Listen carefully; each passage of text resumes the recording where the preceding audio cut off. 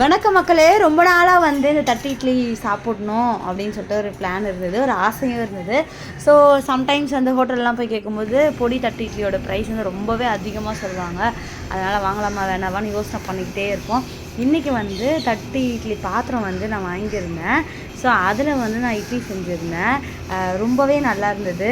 இதுக்கான செலவு வந்து எப்போ வேணால் நம்ம எப்போல்லாம் ஆசைப்படுறோமோ அப்போல்லாம் வாங்கிக்கலாம். அந்த பிளேட் வந்து 400 ருபீஸ் வந்தது. ஸோ வீட்டிலேயே வந்து இட்லி பொடி எப்பயுமே நான் ரெடி பண்ணி வச்சுருவேன். அந்த இட்லி பொடி எங்களோட all time favourite peanut chutney. வேர்க்கடலை சட்னினா எங்கள் வீட்டில் 4 பேருக்குமே ரொம்ப ரொம்ப பிடிக்கும். இது வந்து ஹானிமாவோட ஸ்பெஷல். இது அவள் வந்து வேர்க்கடலை சட்னி ரொம்ப விரும்பி சாப்பிடுவாள். இன்றைக்கி வந்து எங்கள் வீட்டில் எங்களுக்கு பிடிச்ச மாதிரி நாங்கள் 4 பேரும் தட்டு இட்லி செஞ்சு அதை மேலே பொடியெலாம் போட்டு வேர்க்கடலை சட்னி வச்சு சாப்பிட்டோம். அதுக்கு மேலே எண்ணெய் பட்டர் நெய் எதுவுமே ஊற்றலை. ஸோ ஏன்னா ஆல்ரெடி வேர்க்கடலை சட்னியுமே வந்து அதுவே கொஞ்சம் ஹெவியாக இருக்க மாதிரி இருந்ததா, அதனால் எண்ணெய் பட்டர் இதெல்லாம் வேண்டாம் அப்படின்னு சொல்லிட்டு இப்படி தான் நாங்கள் ஜாலியாக சாப்பிட்டு என்ஜாய் பண்ணோம். சப்ஸ்கிரைப் பண்ணுங்கள் மக்களே.